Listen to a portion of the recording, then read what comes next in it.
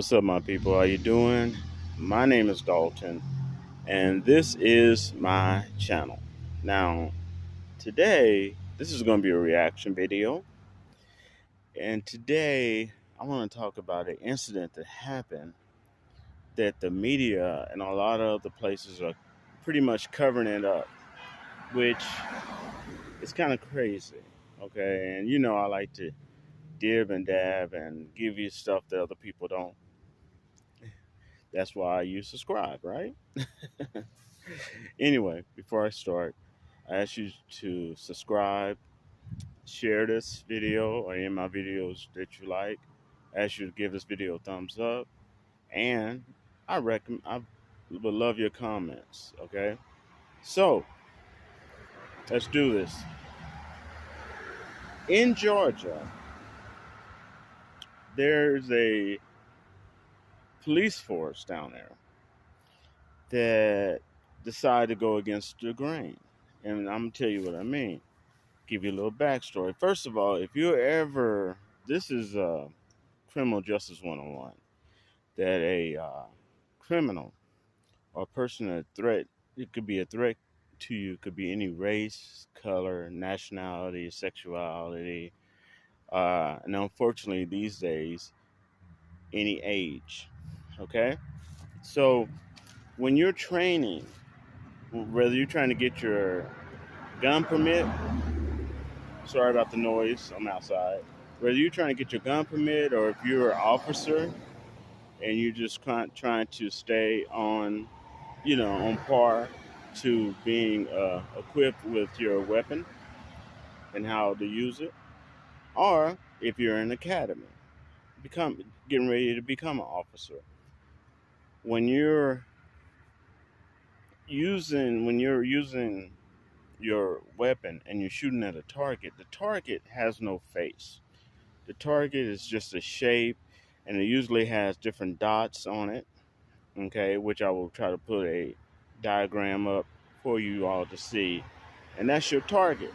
The reason that it doesn't have a face, a color, nationality, anything such as that, is because the criminal or the person who's trying to hurt or kill you,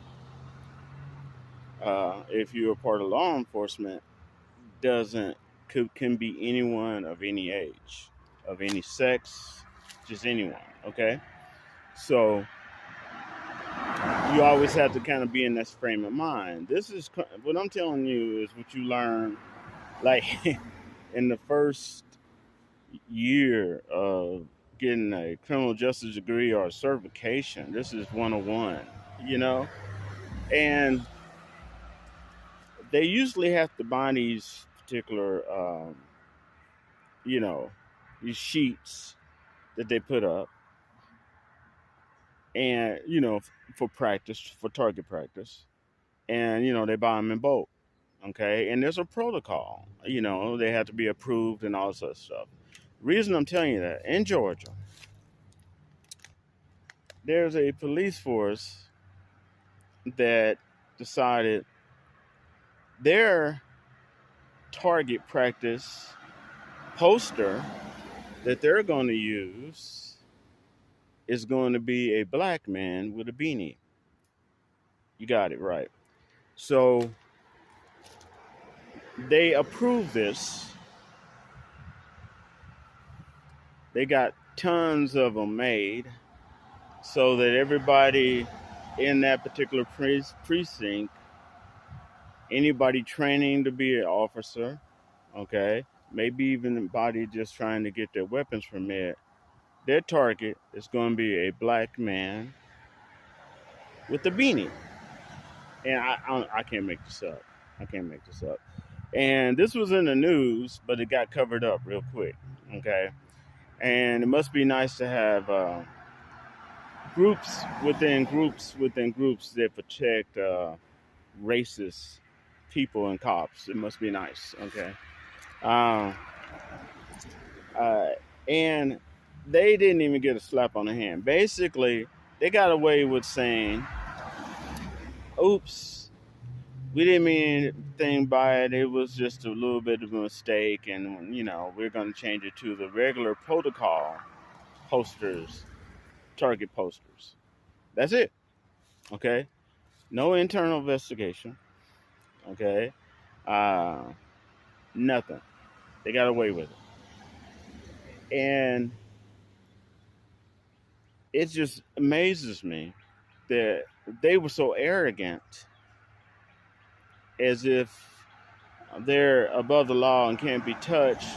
They allow people to take pictures of them shooting these target posters of black men with a beanie.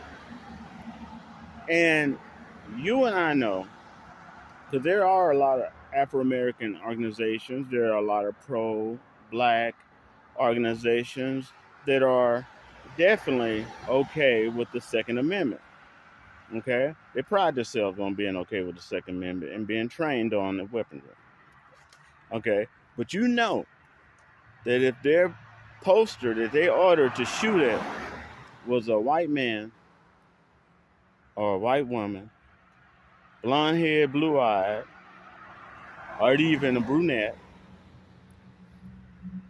or a teen of that color, all hell break loose, right? They'd be investigating them, they'd be investigating them to the very core, be trying to shut them down, everything. But this particular group in Georgia, police force, uh, decide that they're above the law and they can do what they want, and they got away with it. A little slap on the hand, okay?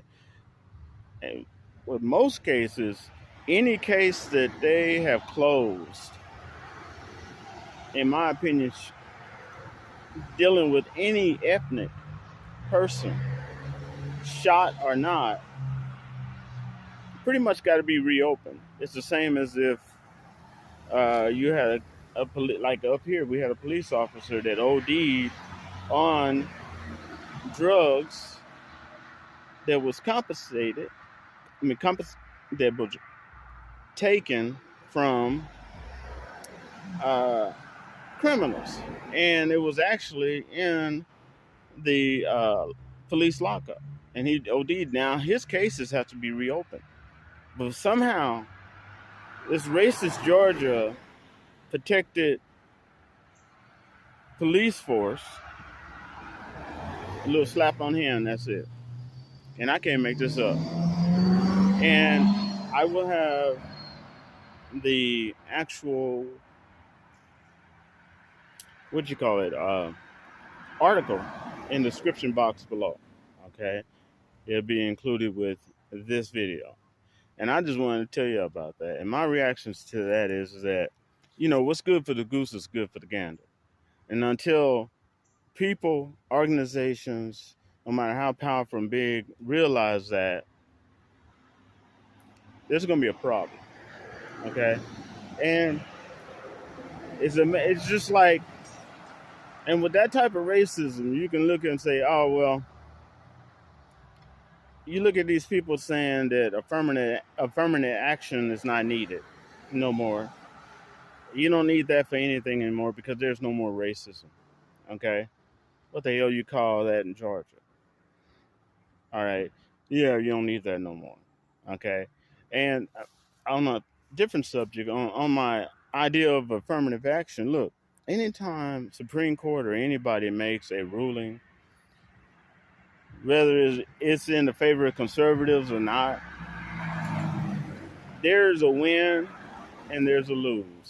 The fact is, you can win the war, but you're going to lose the battle, or you can win the battle and you'll lose the war. You can't have your cake and eat it too. And I personally, when I grew up, I personally knew a lot of powerful, and one of them was famous, athletes that chose colleges that had affirmative action. I mean, who wants to be somewhere where they're not wanted? Okay, unless they're like, a Oreo, Uncle Tom, or something like that. You don't want to be somewhere I want it. You definitely don't want to go to college somewhere where the tables are not fair, okay, where it's not equal and fair, where you know uh, you may feel that you're not wanted. Okay, you definitely don't. Okay, so yeah, that conservatives may have won on that level, but if they think they won when it comes to being able to draft or powerful athletes, and the reason I'm saying athletes is because that makes a big difference in the colleges, and people don't want to admit that, but it does. And a lot of them are Afro American or Latin. If you think that that don't make a difference of how many you're gonna have coming in your college and supporting and being part of your athletic team, you're delusional. All right. Anyway, that's it. I welcome your comments, and I'll rap to you later. Peace out.